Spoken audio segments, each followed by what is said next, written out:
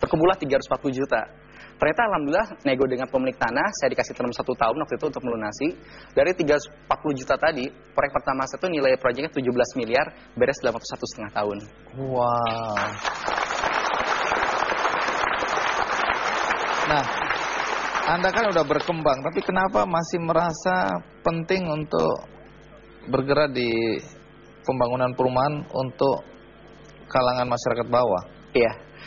Pertama apa ya, memang ada tahun 2007 lalu saya membuat rumah yang DP-nya hanya 1.250.000 dan cicilan hanya 89.000 per bulan, Pak.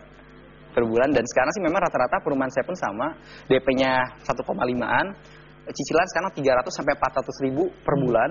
Tapi itu meskipun perumahan RSA, itu flat Pak selama 15 tahun, meskipun RSA tapi atapnya tuh udah atap rangka baja, kusennya pun kusen beton, fasilitasnya ya seperti itu Pak. Cuman apa? Untungnya dari mana?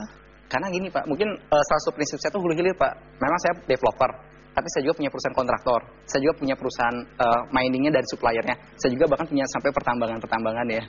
Jadi saya hulu hilir, pertama kualitas itu bisa bagus, harga juga bisa terjangkau, dan saya pun untung tetap bagus.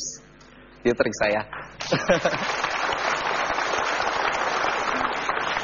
Dan kualitas inilah yang Anda inginkan juga didapatkan oleh masyarakat ya, terutama kalangan bawah ya. Iya Pak. Untuk bisa dapat rumah dengan harga murah, tapi berkualitas. Karena bisa jadi satu hal sih Pak, waktu itu kan memang kalau secara data statistik di Indonesia itu ada kurang lebih 70 juta rakyat yang belum memiliki rumah, dan kurang lebih ada 8,3 juta keluarga yang belum punya rumah, dan setiap tahunnya kurang lebih 800.000 kebutuhan akan perumahan, dan yang tertutupi baru sekitar 200.000.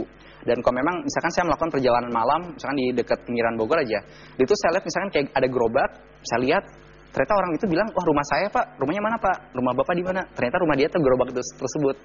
Jadi mungkin saya pikir kenapa memang penghuni di perumahan saya itu rata-rata seperti penjual tukang besi, buruh pabrik, cleaning service dan lain. Saya pikir kita bisa menjadi apa ya? Saya pikir ada kepuasan batin kenapa bisnis seperti ini, dan bahkan sampai ada orang yang wah sampai punya rumah tuh sampai dia potong ayam, Pak Elang datang Pak, selamatan. Padahal rumahnya juga ya rumah sederhana. Cuman bagi mereka lebih memiliki kepastian dibandingkan mereka mengontrak, dan saya pikir mungkin keuntungan untuk secara profit tidak seberapa, tapi kepuasan secara batin, dan bisa jadi doa-doa mereka lah yang membuat saya bisa seperti ini.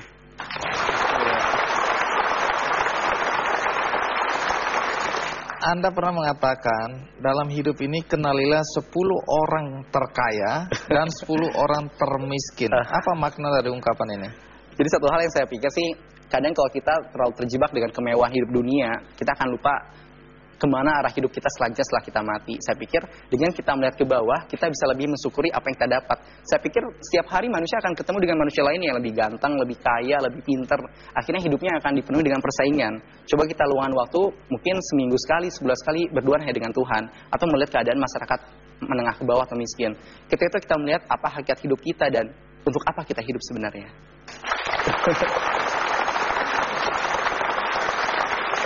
Baik, Elang. Pertanyaan terakhir tetap saya harus tanyakan. Kalau ada anak-anak muda yang menonton acara ini, apa pesan Anda buat mereka? Saya pikir Indonesia sekarang sedang namanya satu punya krisis utama adalah krisis keteladanan. Pertama jelas suatu negara itu akan maju kalau memiliki 0,2% pengusaha, sedangkan Indonesia hanya punya 0,18%. Permasalahan berikutnya, kondisi anak muda kita ya sangat-sangat ya haus dengan namanya keteladanan, dan ada yang pun keteladanan ya. Keteladanan yang hanya sebatas hanya untuk materi belaka, bukan keteladanan dalam bagaimana mereka menjadi orang yang lebih bermanfaat dalam hidupnya. Pesan saya apa kepada anak-anak muda?